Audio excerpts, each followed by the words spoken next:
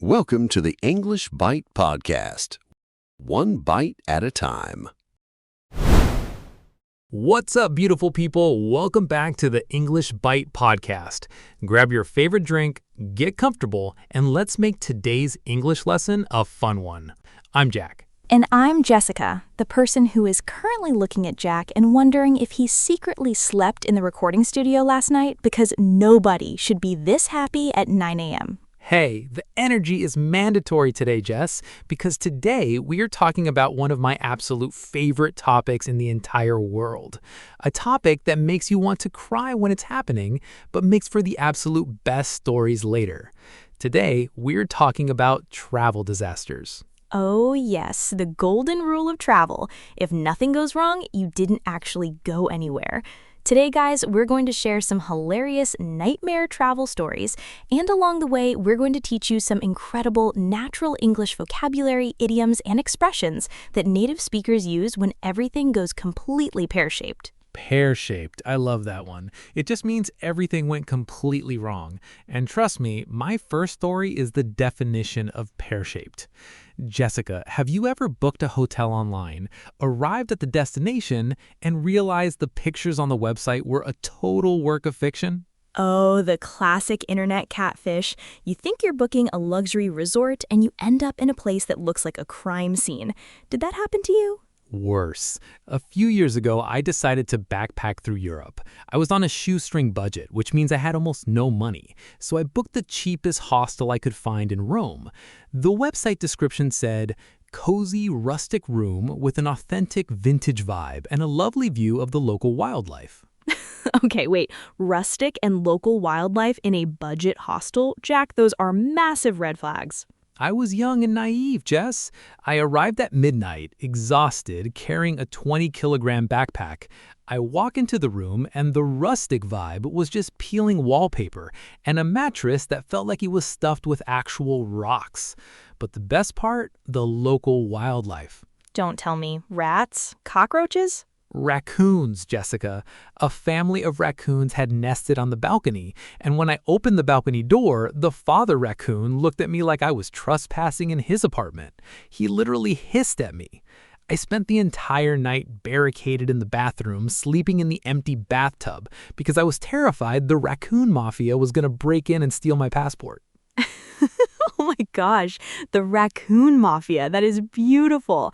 So you paid money to sleep in a ceramic bathtub in Rome. Truly luxurious. Exactly. I survived on zero sleep, and the next morning I had to rough it until I found the new place. Well, at least you made it to Rome, Jack.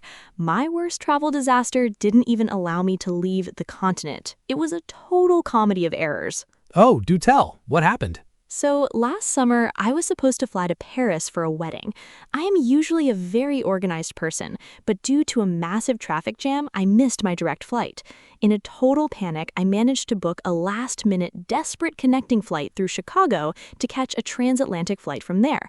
I rushed through security, my adrenaline was pumping, and I finally got to the departure gate for the Chicago leg just as they were shouting, "Final boarding call." Ah, the classic airport sprint.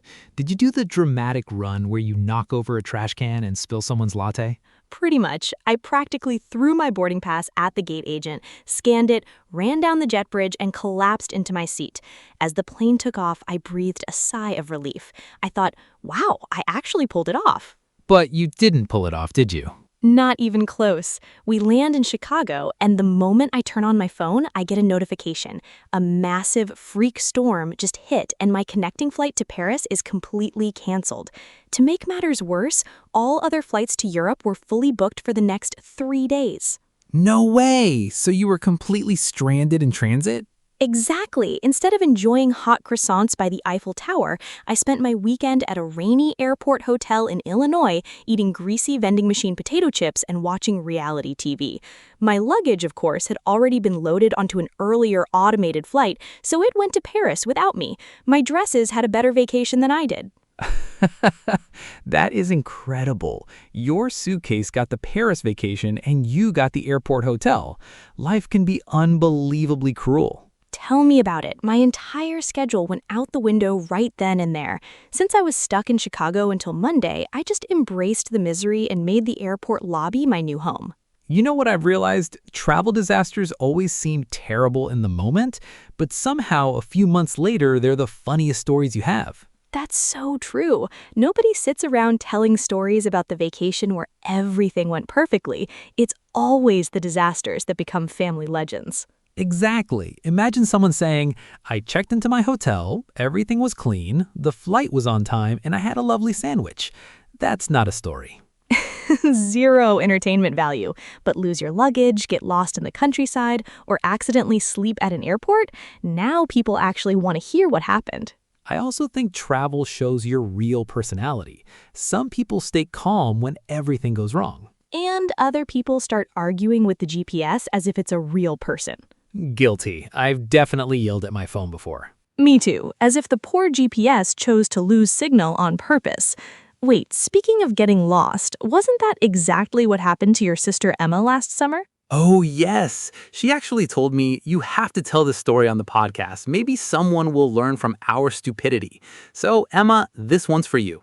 Beautiful. All right, let's keep the disaster train rolling. What exactly happened to them? So, my younger sister Emma and her friends last summer decided they were too cool for regular tourist beaches. They wanted to see the real countryside, so they took their rental car completely off the beaten path. Ah, the classic trap of going to remote, hidden places away from all the tourists. It never ends well. Never. They drove down these tiny, winding roads surrounded by nothing but grass and cows. They went so far into the wilderness that their GPS completely lost signal. No map, no internet, and the sun was setting. Suddenly, pop! The car started shaking violently and they smelled burning rubber.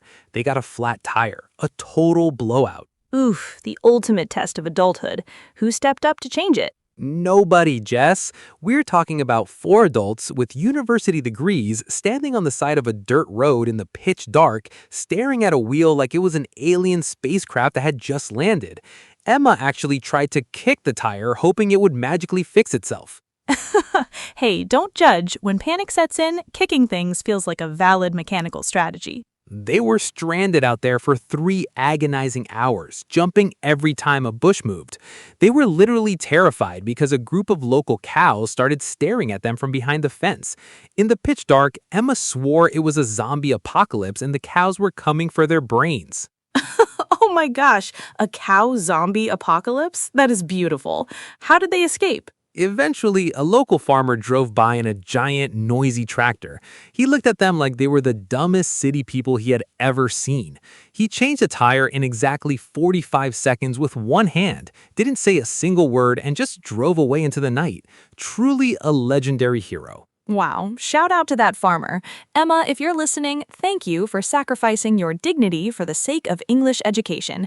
And honestly, that story is the perfect reminder that sometimes the best adventures begin exactly where the travel plans fall apart. Absolutely. Remind me to never, ever let Emma plan a road trip for us.